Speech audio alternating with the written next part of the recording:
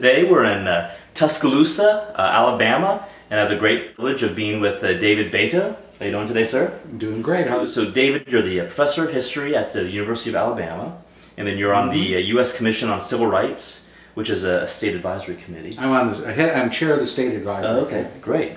But what I want to talk about first is how I was introduced to you, which is the book that you edited, The Voluntary City. So tell me about the book a little bit, and tell us what a voluntary city, a voluntary society would look like. Well, the term came from a friend of mine named Tom Palmer, who's at the Cato Institute and Institute for Humane Studies, and he said, why don't you do a book on, you're interested in all of these voluntary institutions, private streets, private courts, private welfare, why don't you put it all together? So I got a bunch of other people together that have written on these topics, and so we brought it all together. We've got private everything. Yeah. Examples of private and voluntary provision of just about every service you can name that's now provided by government. So, okay, do you think that there is a service that government has to provide that can't be provided by the public sector, by the market? Not offhand. Yeah, exactly. I mean, and so, yeah, I mean, it's this book here that outlines it in great detail of what a society would look like without the state, and it seems like it would function rather well.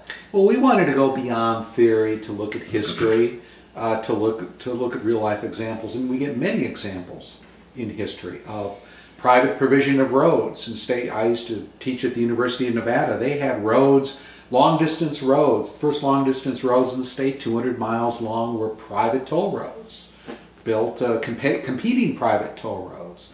You had private police systems in many cities in the United States into the 19th century.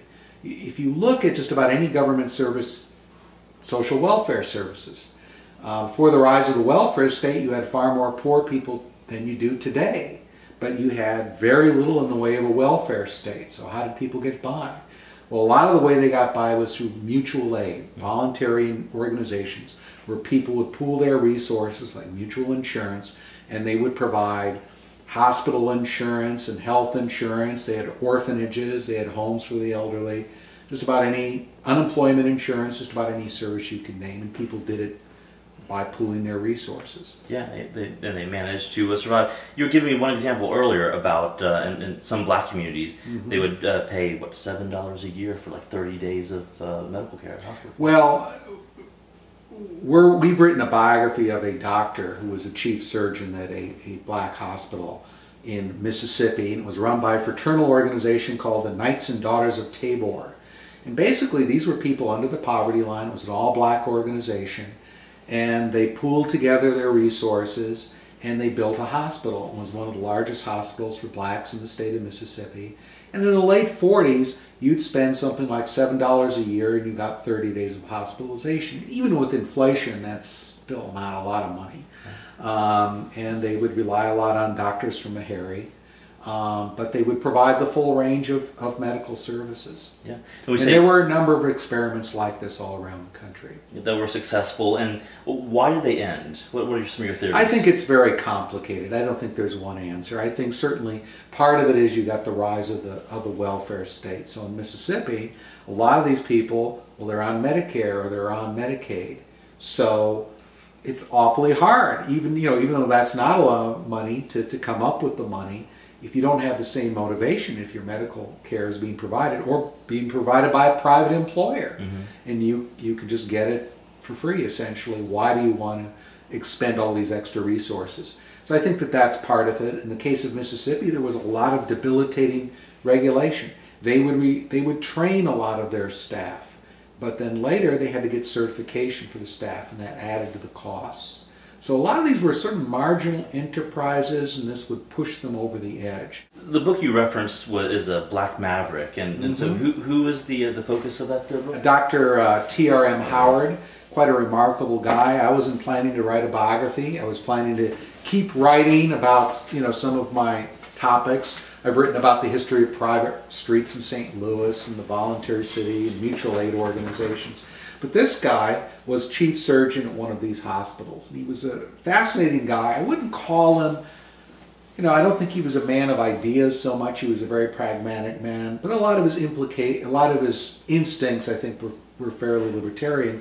He was a man that had started from a very poor background and became one of the wealthiest blacks in the state of Mississippi.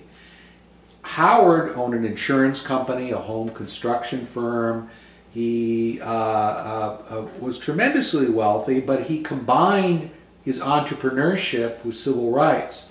And Dr. Howard gave Medgar Evers, the famous civil rights leader, his first job and introduced him to civil rights.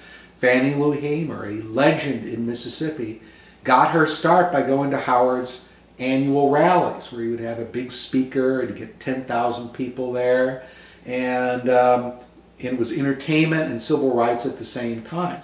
And Dr. Howard's home in Mississippi, some people do, you probably call it today like, I don't know, David Koresh, you know, sort of like a compound. He had weapons everywhere, and including a Thompson submachine gun. And it was very effective. There was very little violence against his supporters because white racists knew that if they came in close, they would fire back. And so Howard was, I guess you call him a little bit of a gun nut, but he was quite effective. And I was looking through some photos of the book. He went on African safari. Yeah, he boasted that he was the leading black big game hunter in the world. And I don't know how much competition he had, but he went on all these safaris to Africa, and would, you know, part of his whole house was given over to called a safari room, where he had all the, you know, all the animals he'd killed. And he would, when he went to Africa too, though, he would volunteer to provide medical services. Still a legend. Talked to people in Tanzania, and they remembered Dr. Howard, you know, who spent a whole year there doing this, but then on the side he would be providing free medical care to people. Wow. So an entrepreneur, remarkable individualist. Yeah, rugged individualist. And we don't know enough about this in black history. Someone who comes out of that tradition of Booker T. Washington, but combines it with civil rights very effectively, and unintimidated. Can you let us know like what you're going to be working on in the future? You got any projects? All right. Well, I'm doing a book on Roosevelt. It's called The Forgotten Purge. Which Roosevelt? Franklin Roosevelt. And during the 1930s, Roosevelt often targeted his political opponents and silenced them by things like very often threatening to audit their income taxes. There was the largest sedition trial in American history was during World War II, and there were rarely written about it. So I want to write about the civil liberty records of under the New Deal and the Fair Deal. And often the people that were targeted and had their civil liberties violated were critics of the New Deal, critics of Roosevelt. Yeah. Okay, well that sounds exciting. I'll look forward to that. I need to get caught up on Black Maverick and some of your other work, but it was great talking to you today. All right, Appreciate it. Thank you.